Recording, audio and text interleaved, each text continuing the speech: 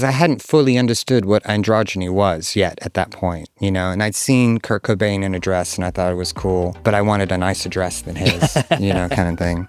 Hey, it's Jake Shears here, and welcome back to a brand new series of the award-winning Queer the Music. So excited. There's so many amazing artists that we're going to be talking to this next season. And to start it off, I am especially excited about today because I'm talking to Placebo frontman Brian Molko. Brian's been one of the most distinctive voices of alternative rock since the 90s, and that was a time when Britpop was really just giving that sort of masculine dominance in the music scene, and he was a genuine radical, playing with gender norms, being bisexual, and because of that, he really became a figurehead for so many people, for outsiders everywhere. Now, he said that just by being himself, that he made people feel less alone, then he achieved something. I'd say he achieved a lot more than that. Brian, thank you so much for coming on Queer the Music. How are you doing today?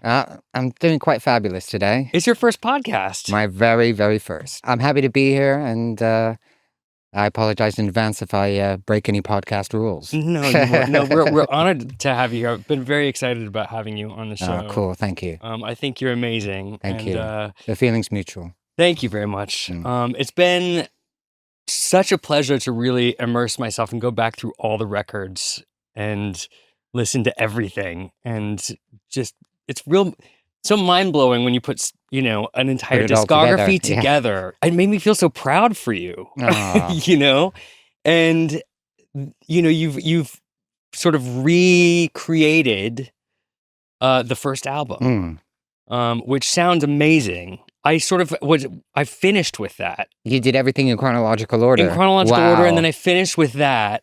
And it sounds so good. It sounds so muscular. But what was the impetus for going back to that record?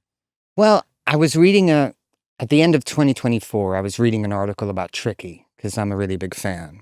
And he said that he decided to go back and remake his first album, which many people consider to be the classic, Max and K. Because he felt that when he was in the studio, he didn't have enough experience or the technology to realize the sound in his head. And that really resonated for me, because I felt like I also had a dysfunctional relationship with the first album. I thought, well, I'm kind of in the same situation, and it's such a marvelous idea. And we have a 30-year anniversary coming up as well of the first album. So, wow, why don't I try and do this, So I called up Stefan, my partner in the band, and I said, excitedly, Steph, I want to remake the first album, and quickly explained to him what was going on. And he laughed. He laughed at me. He just went like, Brian, like, subtext, you lunatic. If that's what you want to do, go and do it. Call me if you need me. Because it's something that I've never done before, which is really, 95% of my motivation in music is to try and do things I've never done before. I dove headlong into this project. And I thought that remaking the first album was going to be somewhat of not a difficult process, but that we'd have certain hurdles to overcome. In fact, it was such a joy. And I realized that this album, that this dysfunctional relationship that I had with this record, I kind of created in my own head. I had a feeling once, and I made an agreement with myself that feeling was true. And then it sort of haunted me for 25 years.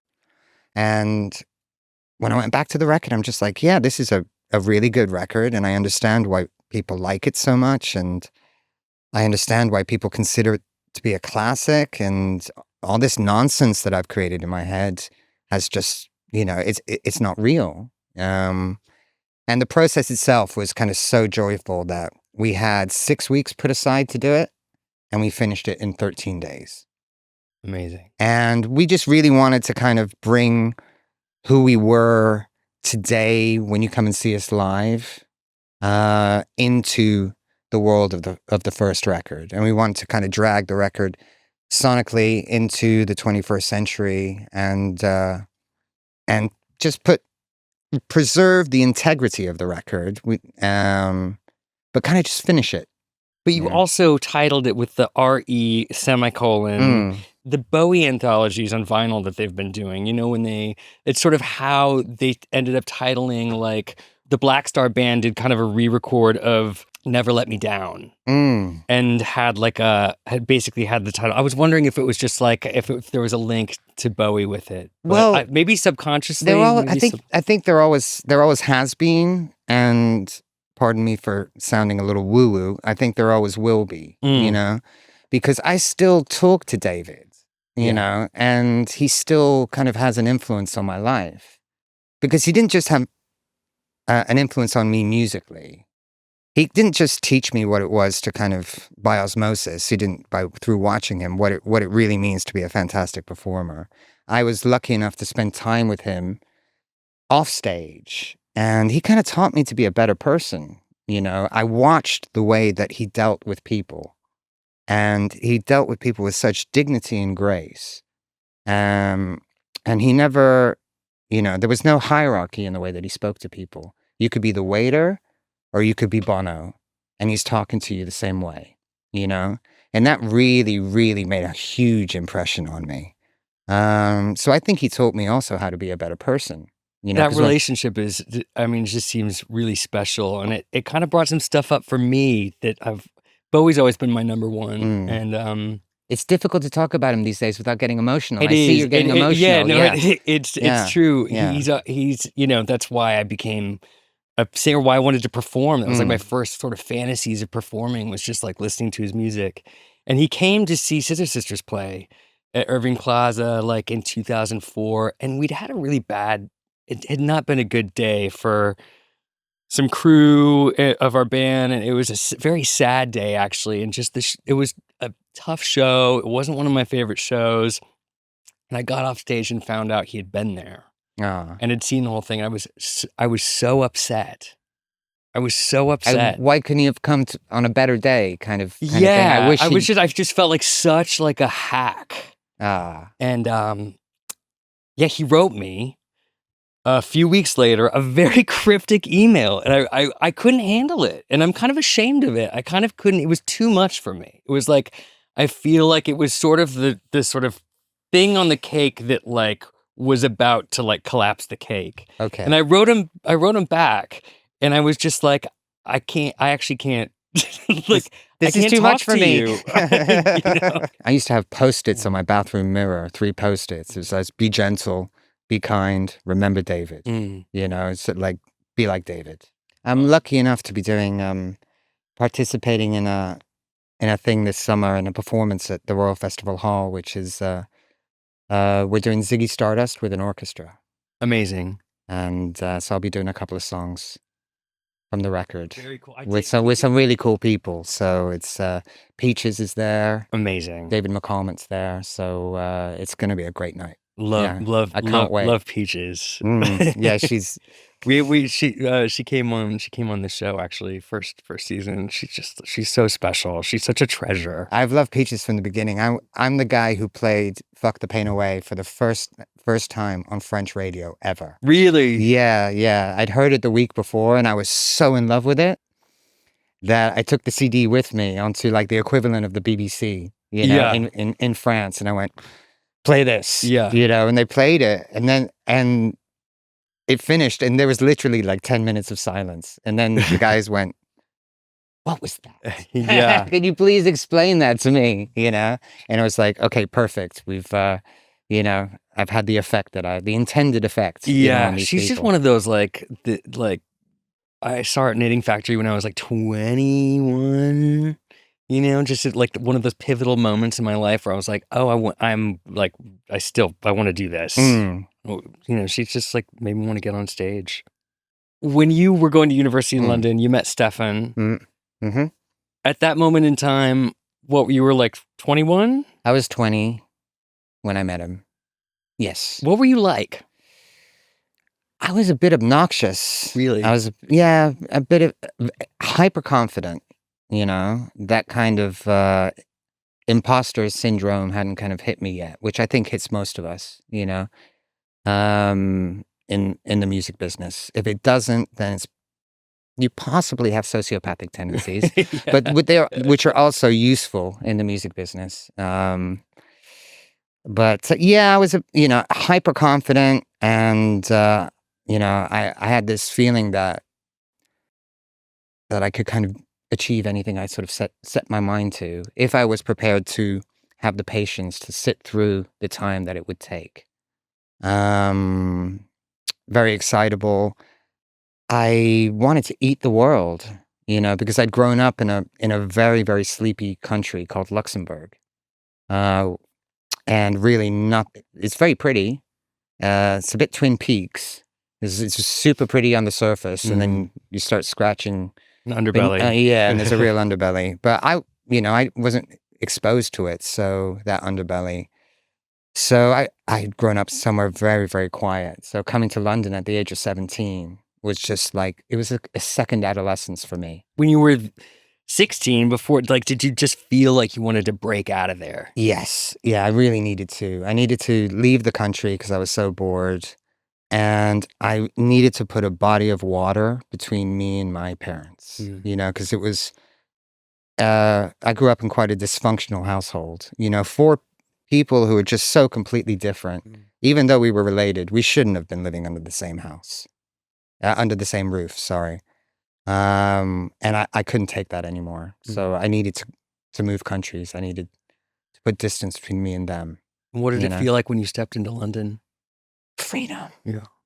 Absolute freedom. You could be anyone. You could do anything. It was so multicultural. And What year was Soho this? was wild. You could get into so much trouble. Really? It was wonderful. The year was 1990. Yeah. So 36 years ago. And yeah, London was wild. And you were studying acting. Yes, acting and a bit of theory, Yeah, but I focused mainly on the acting and didn't write very many essays. Up to that point, what was your exposure to queer culture? I didn't have any exposure to queer culture until I moved to London. The closest thing was seeing the video for Ashes to Ashes on TV, which blew my mind. I mean, that was my first exposure to David Bowie. And my mother was a born-again Christian. And I remember the video was on TV. She came into the room. She heaved a heavy sigh, did some tuts, muttered something about him being a homosexual, and walked out of the room. And I became 100 times more intrigued by this, really kind of, by this video and all these characters. That was the great thing about growing up in the 80s, was that pop music was really avant-garde. You had Ashes to Ashes, you had Peter Gabriel running around talking about Don't Shock the Monkey, Kate Bush taking on all of these, dramatic characters, that was really, really kind of, and sonically as well, really, really avant-garde. And I miss that. I miss that in pop today. I do too.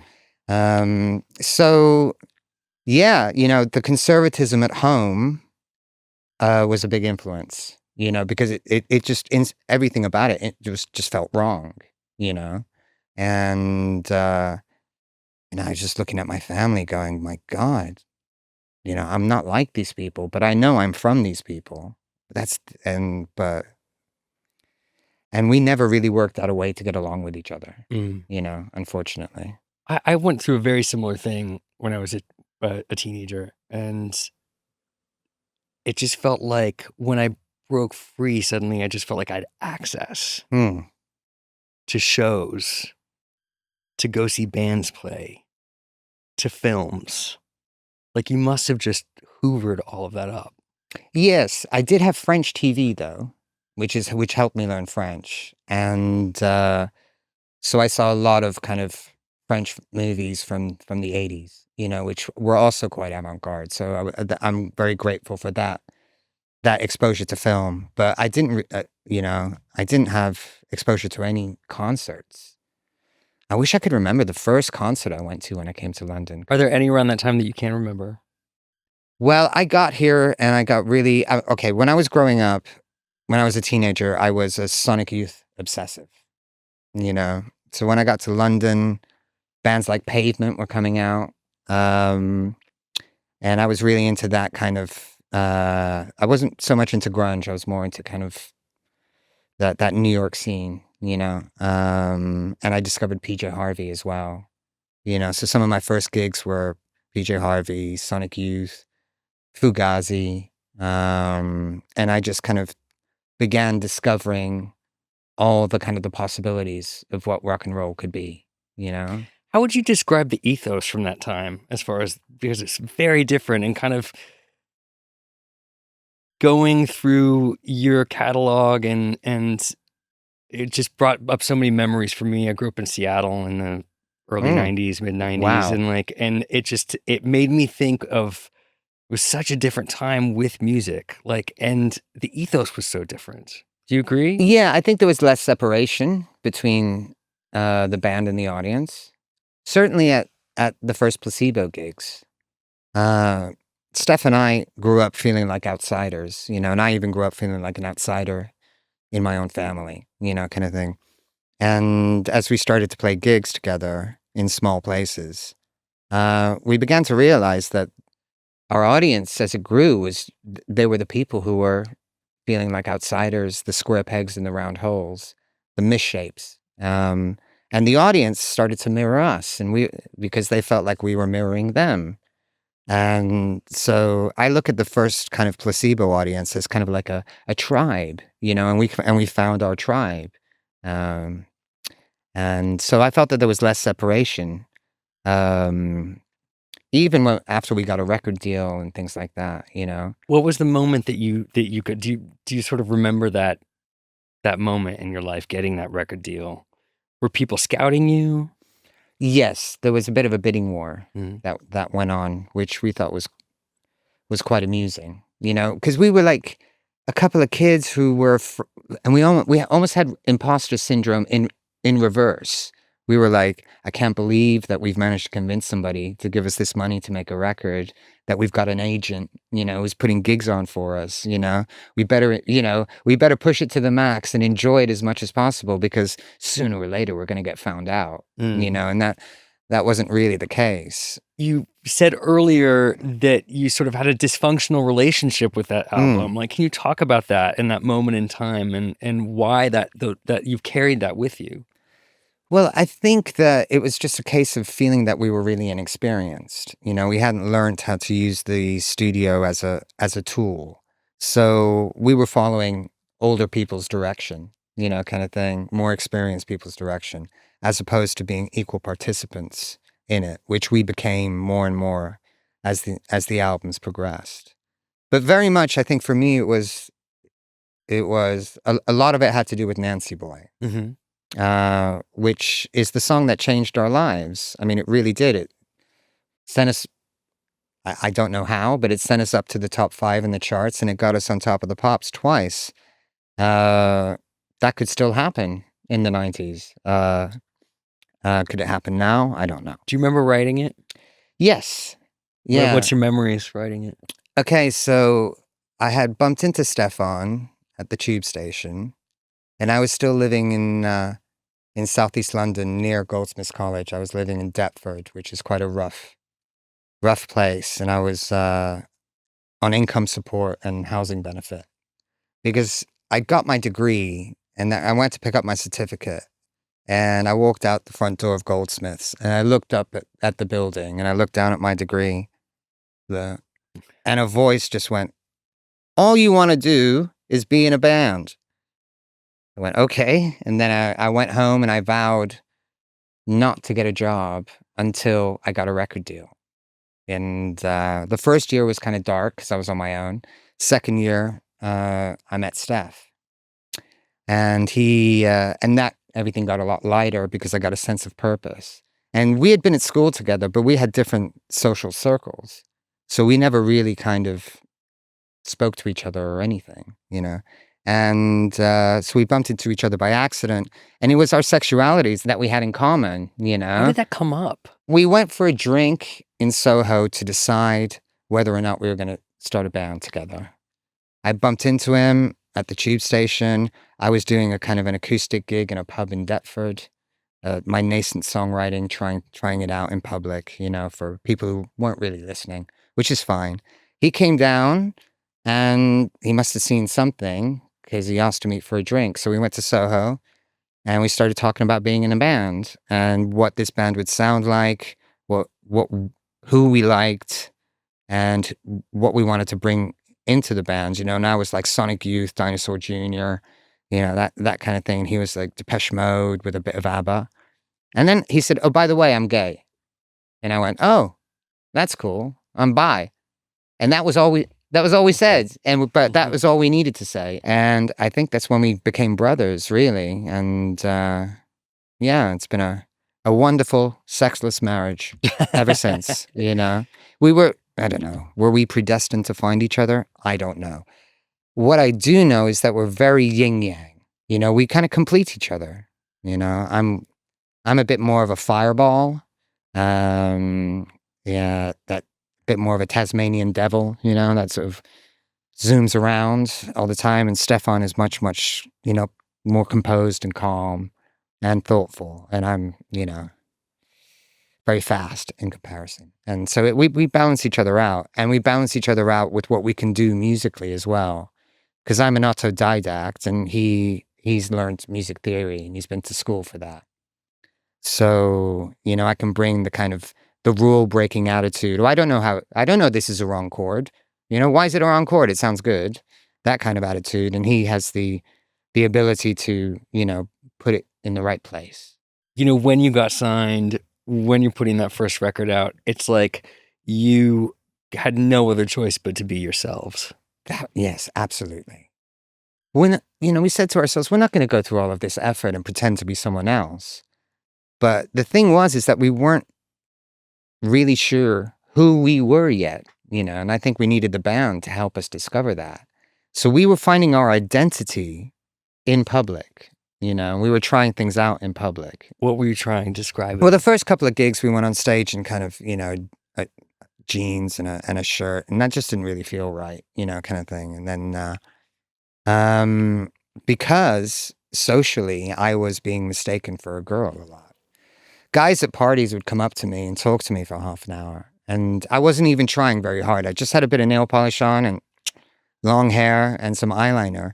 And then they'd go, "What's your name, by the way?" And I'd go, "Brian." And they'd fucking freak out.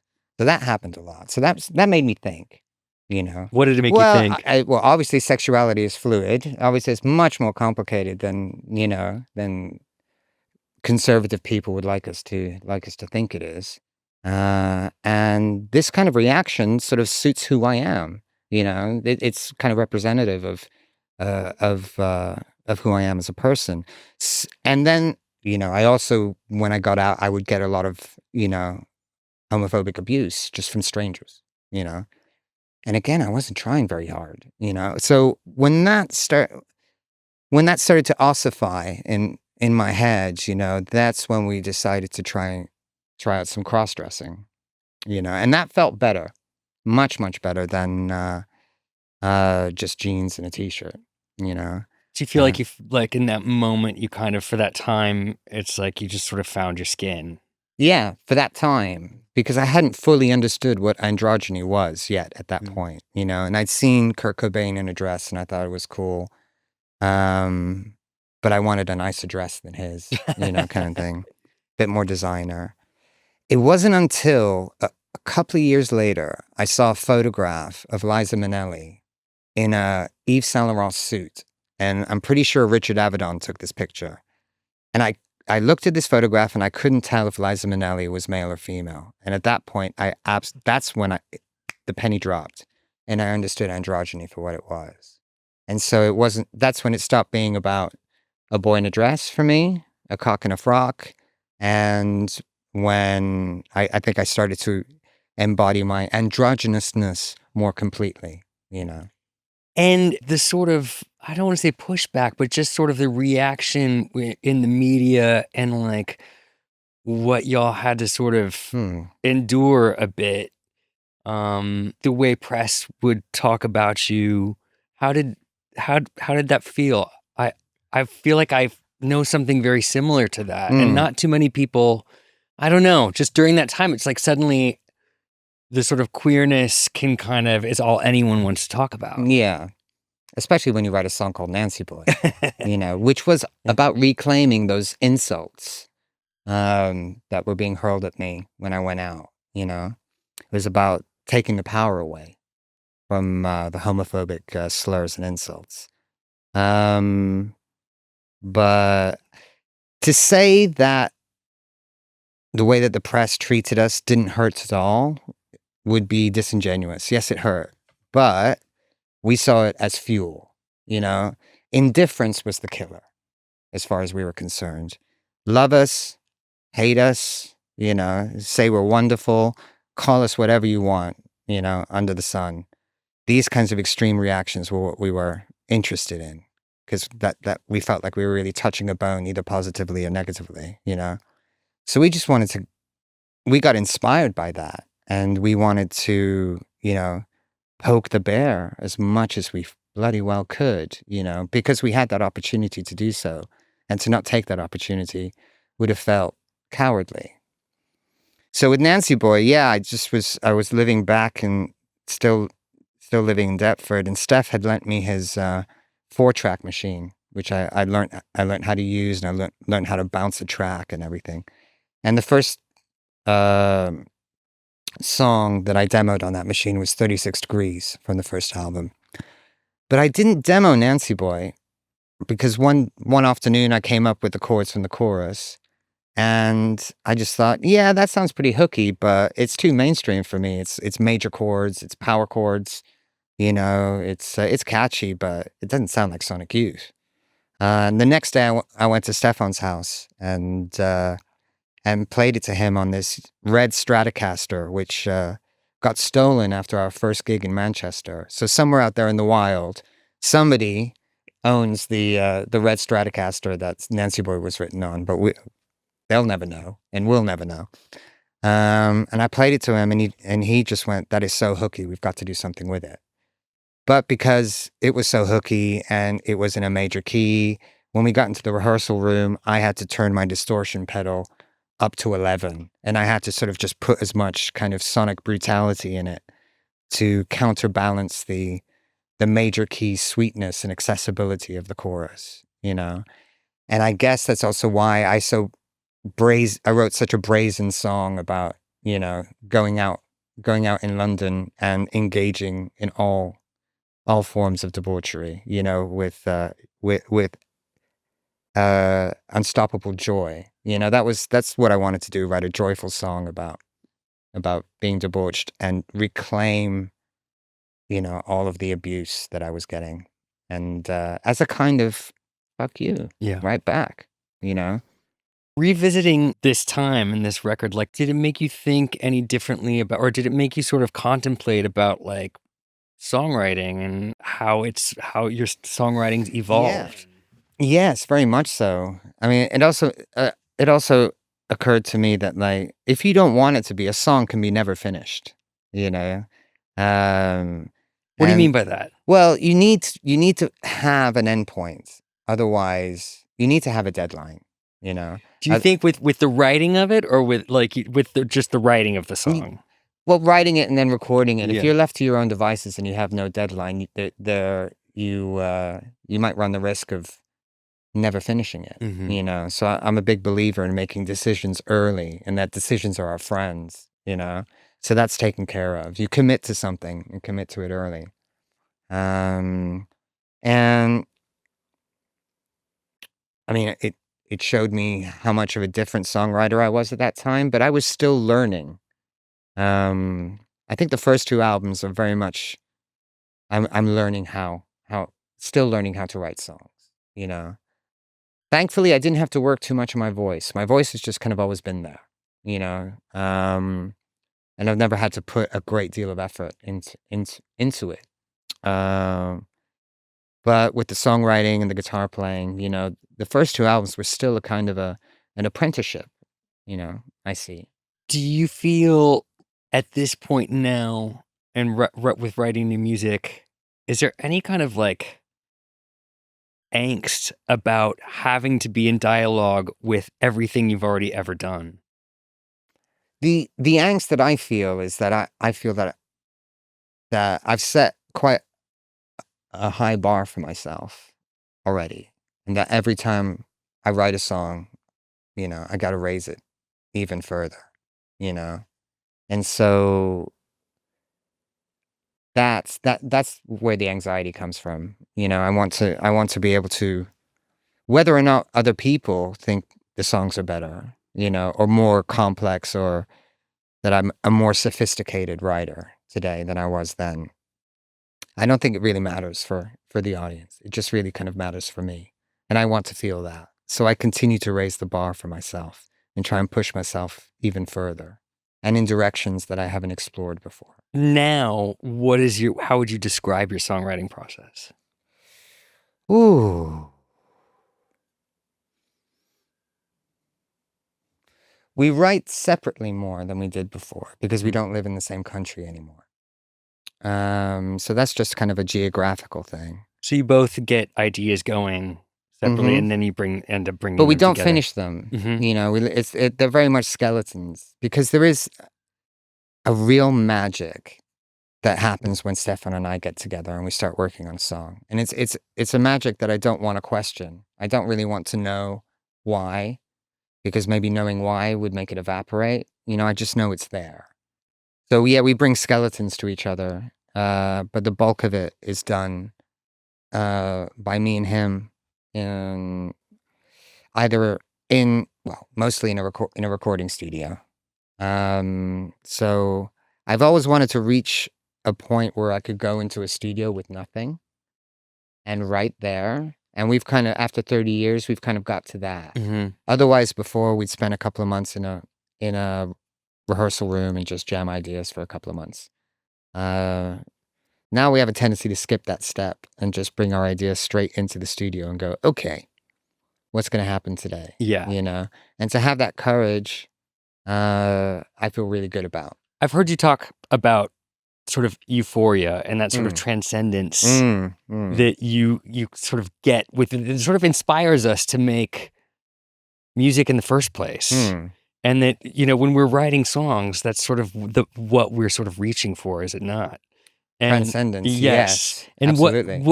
what are your big memories of just experiencing that initially? It was when the gigs first started to really, really work, and it felt like that there was a real synergy in the room, that the energy was coming off the stage, going through the audience and coming back, and that we were just making this kind of synergetic wave of energy. And that leads to collective euphoria, which is what we want to create in a space. And then the transcendence occurs when you get to the end of a song and you can't remember having played it. You're so in the moment. You're like, oh, it's the end. And then you just go, what the fuck did I just do? So at that point, I am so in the moment that I've actually left my body. That's when you know you're having a good show. Exactly, and it can't happen every time, but we do 10 gigs so that we can have that one transcendental gig, Of course, these gigs are perfect. There's nothing wrong with these gigs, and the transcendence is happening for us on stage. But if it can happen for us on stage because of this synergetic movement of energy, it begins to happen in the audience, And I used to see it all the time in the 90s. I'm old enough to remember going to see The Prodigy, and this was before cell phones and social media, before the internet. And honestly, it's the closest thing to a religious experience that at gigs like that I would have. It was 15,000 people going absolutely insane in unison. It was like being in a psychedelic cult, really temporary and ephemeral and ineffable, and I always felt transported somewhere else. And I felt my lifted up in a transcendental way. And because I've experienced that, that's what I want to try and recreate with our shows. And that's why I'm so bothersome with people about phones in the audience, and that's why we ask people not to use them, because it blocks the flow of energy, and it's much more difficult to create that sense of collective euphoria if an entire audience is just filming you, because they're not in the moment. And if they're not in the moment, it's much more difficult for you to get there, and it starts to feel like a mechanical act. And I didn't get into this to perform mechanical acts. I got into it to experience transcendence. And it can be such a drug as well. And it's like I've also heard you talk about, and I really relate to this, being on the road and experiencing that drug and that bigness, to playing to so many people at like in your 20s, and it takes a lot of reweaving yourself. There's so much work that you have to do on yourself after that, because it's not like I don't necessarily think it's like a natural state for anybody. And it's a pretty rare and lonely club that we have for the people that do experience that. The closest comparison is circus workers, to what we do. So we're what we do is kind of part troubadour and part circus.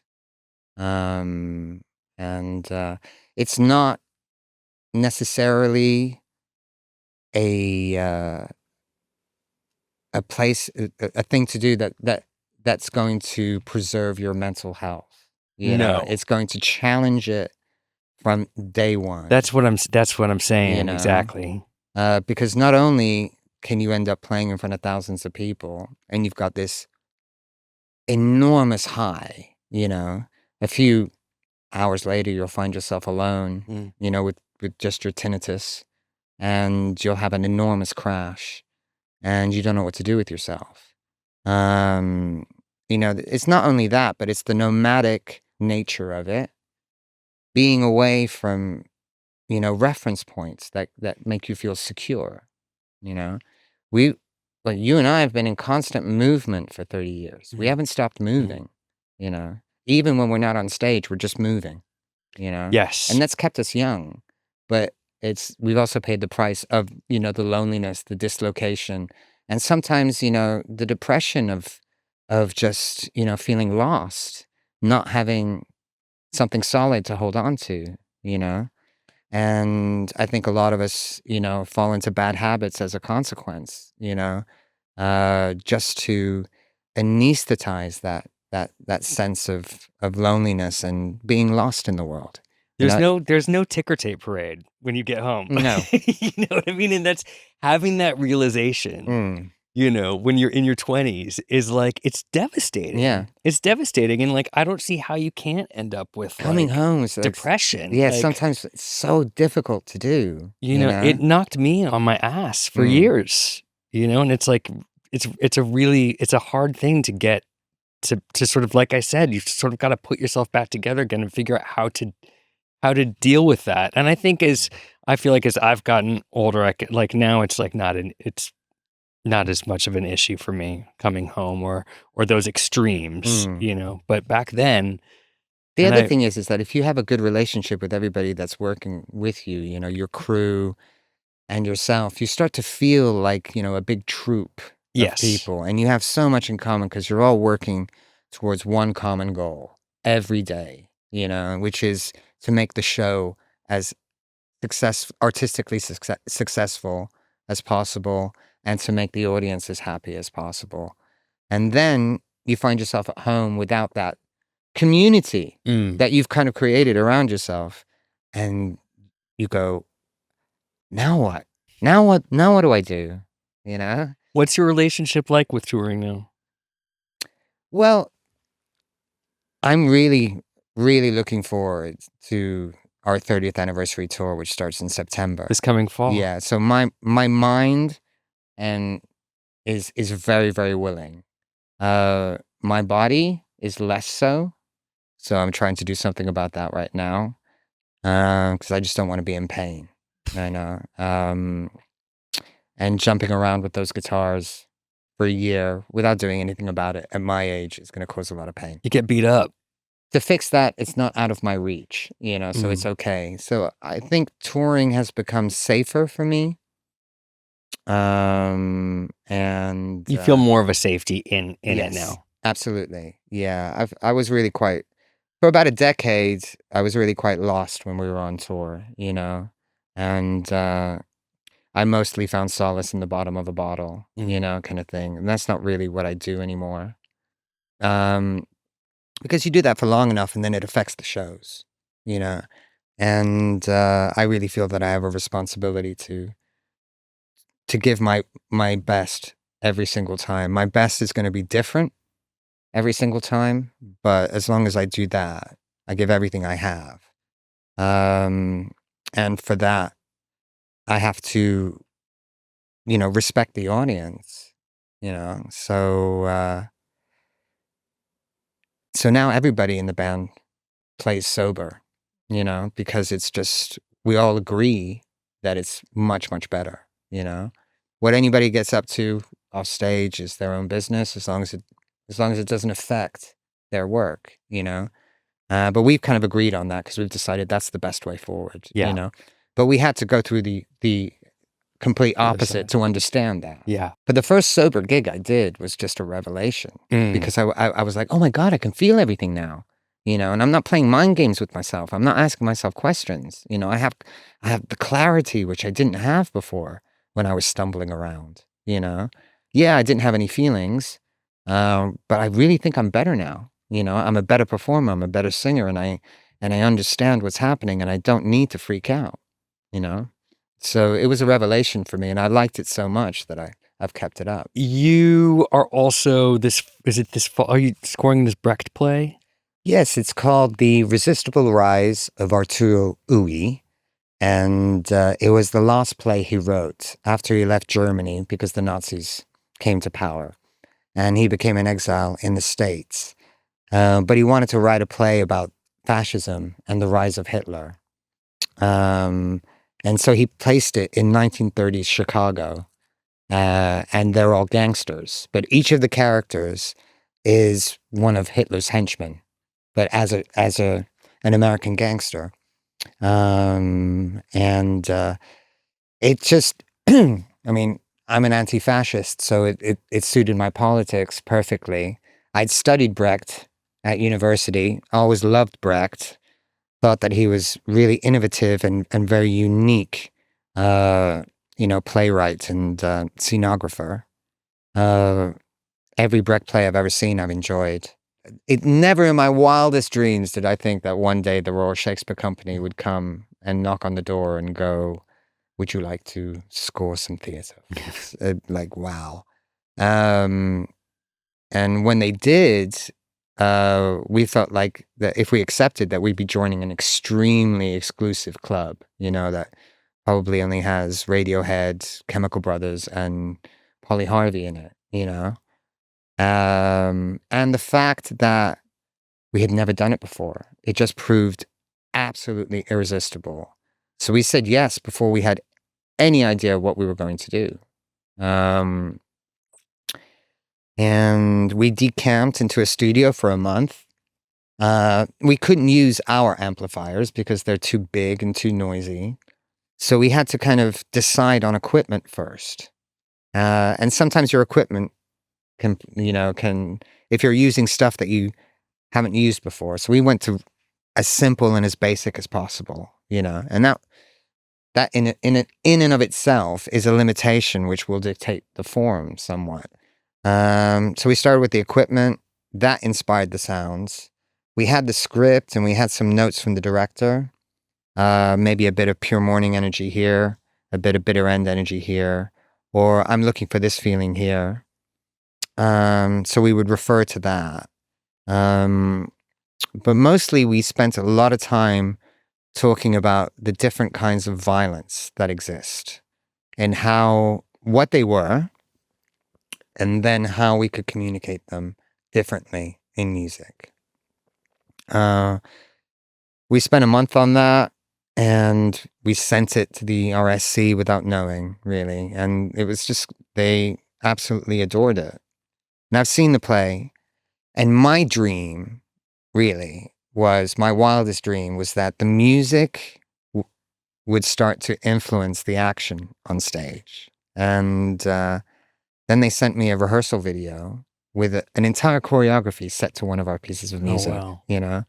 And I was like, oh, okay, my wildest dream has come true now. You know, the music is a character in the play. And the band is on display as well. And they kind of move center stage sometimes, you know, so the band also, not us, the band that are playing our music. I mean, that's weird. We've never written for another band, you know, another band before, music for other people to play live. And they're a character in the play as well. So when you see the production, it's very, very much, you know, music, acting, it's all a whole, you know, the design as well. It's just one big whole, you know, everything's a character and everything's pushing the story forward. The music is not an afterthought. It basically goes through the entire play. Does it feel great being back in the theater world a little bit? Yes, because I left it. Yeah. You know, I decided that there wasn't enough control as an actor. You know, what's wonderful about what we do is that we get to write it and we get to star in it and we get to direct it. And if we want to be the context, we are the context, you know, and our feelings can be the context or our ideas can be the context. If you're an actor, you're speaking somebody else's words and you're being moved around by somebody else and you are a servant to somebody else's vision. And I think was basically why that voice went off in my head in 1990 and said, all you want to do is be in a band. And I listened to it, you know. However, what was really refreshing and really enjoyable with working with the Royal Shakespeare Company is that I wasn't acting, but I was in a role where I was serving the play with my music and I was part of a troupe. And that the whole thing wasn't about me and Steph. And that was really, really refreshing, you know. I don't know if I could handle it and go back to acting. I don't know if that would make me extremely self-conscious or not. This idea of like, oh my God, like if we make a video, for example, and we don't like one shot in a video, we can have it removed, you know. But if we're in a movie, no chance. You know, you can't call up the director and go, I look like, you know, can you please change that shot? Because I don't like the way I look. Here, with our music, we were able to be part of a troupe. And it wasn't all about us. We were just, you know, one part of it. And that was really refreshing as well. The weight of significance and everything and responsibility of, you know, of placebo wasn't so heavy, you know, because we were writing for something else. And what are your, you know, we've always still got to have dreams, even after we've achieved so many of the ones we originally had. What ones are still floating around? Well, yeah, you're right. Once we reach certain dizzying heights, we have to create even more dizzying heights for ourselves, you know? Otherwise, we begin to feel like we're going backwards. And I think as an artist, you never want to feel that. I'd be interested to do something in the art gallery world, you know, to hook up with some contemporary artists and see if we could collaborate and create something really, really abstract that involves installation and sonic sculptures. Because I have asked myself the question, you know, what's next, Brian? You know, now that you've done theater, what's next? I suppose we could score a movie. Or we could try and do something with some contemporary artists, you know. So we started talking about that, actually. And you're a big reader as well. Yeah. Do you feel like literature and reading inform sometimes like songs and ideas and Completely. writing? Absolutely. My lyrics wouldn't be what they were without all the books that I've read, you know. And you know, sometimes I feel mournful for modern music because I know that people read a lot less. And so they're not exposed to crazy ideas, Mm. you know, that you would find that you find in books, challenging ideas, whether it's science fiction or history or quantum physics or philosophy or spirituality, things that you could never imagine yourself and that stimulate your mind in a different way. And so sometimes when I hear modern lyrics, I find them so banal. Mm. You know, I was walking down the street and I thought of you. And then I got into the elevator, I thought of you too. You know, it's just kind of like, yeah, well, you know, what about, what about the, Buddhist monks in space? Mm. You know, what can we do with that? You know, it's just, so I feel that, yeah, it's done my vocabulary, the world of good, and it's exposed me to ideas which then go through my own filter and then come out in song. Well, maybe it's time to write a book. Yeah, but I don't know if I have a discipline problem with that. Really? Yeah, I've tried to sit down and write a That's- memoir before. Really? Yeah. It's because I'm on my own. That's the discipline problem. You know, Just like- when I'm with other people, Yeah. I don't have one. You You know, could do 30 minutes a day. well, that's what people have told me You as know, well. you just yeah. do a little bit and it all adds up. I'm a bit You know, scared. I would love to read your memoir. Wow. Okay. I think a lot of people really would. So, But then think again, I that'd be feel that everybody does it, kind of thing. And No, but you can know. actually make a good one. Like everybody does it, but they're not necessarily good. You could actually make a good one. You know what I mean? I think being a big reader, I think that really helps for writing. I mean, that's Yeah. another thing about your earlier question, whether or not I want to do any more acting. You know, it's not only the self-consciousness; it's also this idea that I feel that I would be taking a job away from somebody who's a lot more Mhm. deserving than I am. Mm. And that I skip the queue. I jump the line, and so I kind of struggle with that. Yeah. And I struggle with it if I start to consider breaking into other art forms, because even David Bowie did some films. Everybody loves The Man Who Fell to Earth. Everybody mhm. loves Labyrinth. Mhm. But there's this weird movie called The Linguini Oh, yeah. Incident, which is one of the worst Yeah. films ever Yeah. made. There's a few bad ones in it. Yeah, so again, it's like the quality control. You Yeah.